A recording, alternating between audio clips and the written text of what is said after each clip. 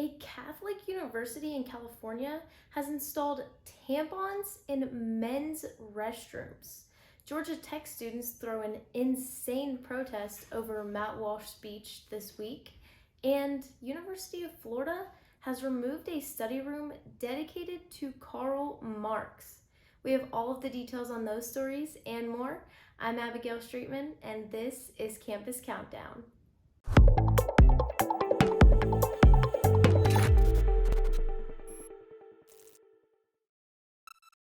In our number 3 story of the week, shame on LMU. Students react to tampons in men's restrooms at a Catholic university. Loyola Marymount University is a Catholic school in the Los Angeles area, and they have apparently placed tampon dispensers in University Hall's men's bathrooms.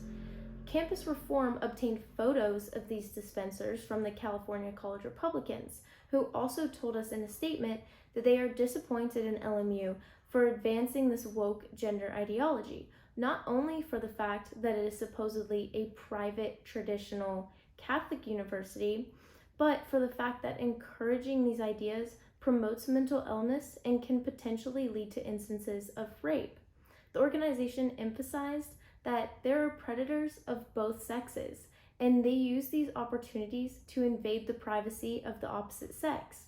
They further condemned the school's actions, saying, "Shame on LMU for putting students in physical and emotional danger and encouraging mental disorders." These actions by the school are contradictory to the Catholic Church, which has rejected transgender ideology, and high-ranking church officials have spoken out about the danger of promoting these ideas in academic environments. But LMU has shown that they care more about appeasing the left than promoting real Catholic values. It is not uncommon in our country today.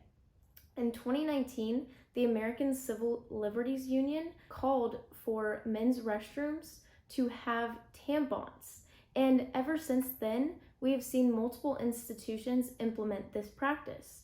Western Carolina University implemented tampons and pads in their men's restrooms last year.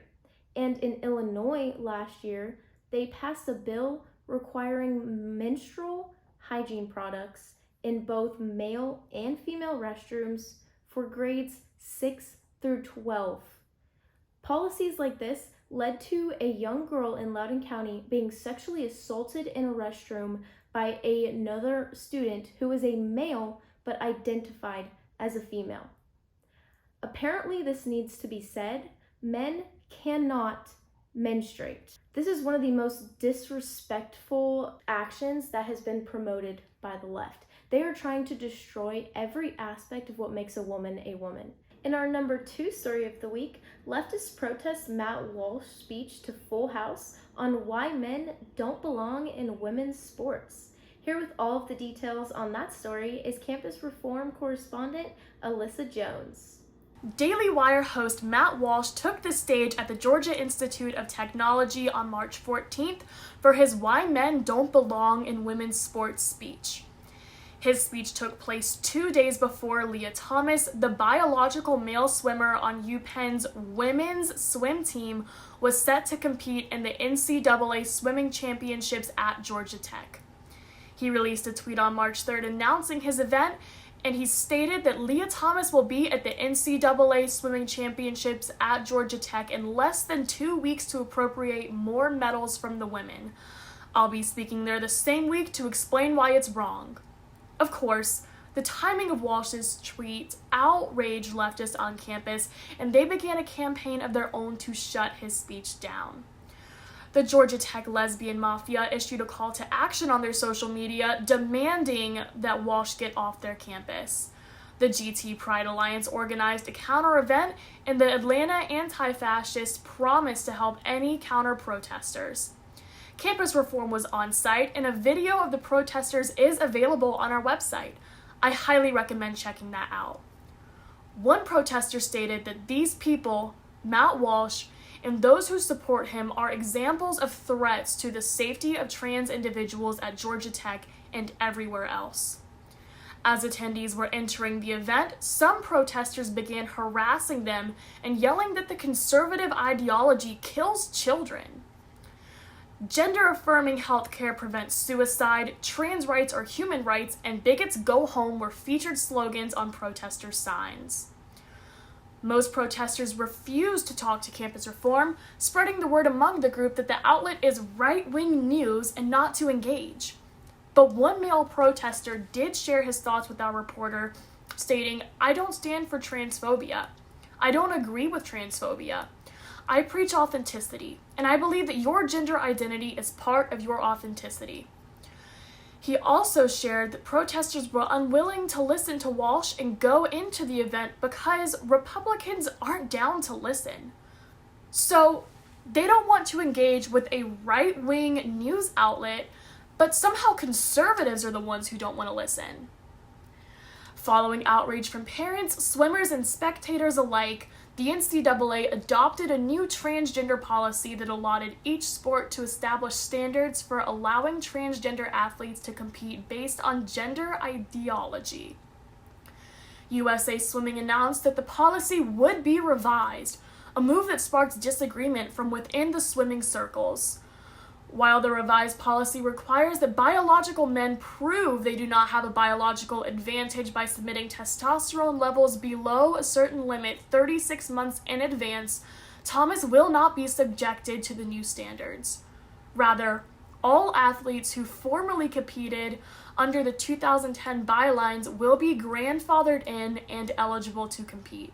So, in reality, the NCAA is doing nothing to stop Thomas's domination of the girls' swimming team. Back to you, Abby. In our number 1 story of the week, the University of Florida takes Karl Marx's name off of study room following news report. The University of Florida changed the name of its Karl Marx Group Study Room to Group Study Room 229 after Campus Reform's March 7th report. As Campus Reform previously reported, the Karl Marx Group Study Room, located in the Library West, included a plaque describing Marx, the author of the Communist Manifesto, as a philosopher, radical economist, and revolutionary critic. The plaque further stated the unique extent of the influence of Marx's materialist explanation of the workings of society, economics, and history inevitably saw Marx's theory extend its influence to literary criticism. The University of Florida told Campus Reform that Russia's invasion of Ukraine influenced the school's decision to remove Marx's name. Hesse Fernandez, director of strategic communications at the school, said that given current events in Ukraine and elsewhere in the world, we determined it was appropriate to remove the name of Karl Marx that was placed on a group study room at the University of Florida in 2014. But Marx wasn't born in Russia, and what does he have to do with Ukraine? And the Russian invasion of Ukraine occurred on February 24th, more than 2 weeks before the university's decision to take his name down. Several Library West study groups are dedicated to historical figures, including Benjamin Franklin, William Shakespeare, and Mahatma Gandhi. And those plaques are still up, even if their names aren't listed on the library website. Fernandez further told Campus Reform that the room names were unintentionally removed from the online reservation page. However, only Karl Marx's name was removed from the group study room at Library West. UF also had a Communist Party that ran for student government this year. My Turning Point USA chapter had the pleasure of debating this organization in a live stream event in January, and multiple members used Karl Marx in their arguments. And Marx is a popular figure on many college campuses. Campus Reform has extensive coverage on the proliferation of Marxist and leftist influences in higher education. Last summer, Pennsylvania State University student and Venezuelan immigrant Eric Suarez campaigned to have the school remove a displayed quotation from Fidel Castro. The university ultimately took down the Cuban dictator's words from a wall in their cultural center. More recently, Campus Reform discovered that Binghamton University professor quoted Chairman Mao Zedong in her syllabus. She used the dictator's words to set the tone for her class participation policies. Zedong's communist regime killed 45 million people, according to the Washington Post. The Victims of Communism Memorial Foundation reported in 2020 that 30% of Generation Z Americans have a favorable view of Marxism, and 38% of those hoped that then Vice President Biden would pursue socialist policies over capitalist ones. Search Campus Reform's website and you will find students on campuses across the country who think favorably of one or more of these radical figures. If you think that communism is not a threat to our country, then you're not looking close enough. And now for everyone's favorite segment, the Woke Tweet of the Week. William Horne, a postdoctoral fellow at Villanova University, recently tweeted, "In 1868, Black Louisians rewrote the state constitution to guarantee that all persons shall enjoy equal rights and privileges, including integrated schools, free and fair elections, and equal accommodations. Rights white conservatives still reject." Yes, he actually said that. William Horne is a teacher, writer, speaker, editor, and historian of racial capitalism and Black liberation, whose research focuses on how elites and white supremacists use the state to recreate racial inequality, according to his website. Horne has also taught a course called Backlash in the American State, which takes a deep dive into the history of white-on-black racism and reflects it onto modern-day America. In the syllabus, he compares white reactionaries protesting the integration of Central Hills High School in Little Rock to today's CRT protests. Horne has also written a piece called "White Americans Fail to Address Their Family Histories," in which he wrote that one of his ancestors, who died in 1865 fighting Sherman, quote, "had it coming." Horne's quote tweet was in response to NPR host Peter Sagal quote tweeting a message from the Republican National Committee's Twitter account, who was recognizing the record number of Black Republicans running for office in honor of Black History Month. Sagal's tweet read, "In 1868, Black freedmen made up a majority in the South Carolina legislature's lower house. Teaching what happened to them and why is now illegal in many states.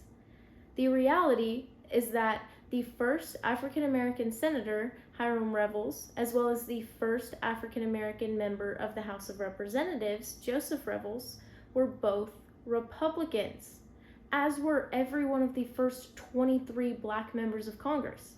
The Democrat Party did not elect a Black congressman until 1934.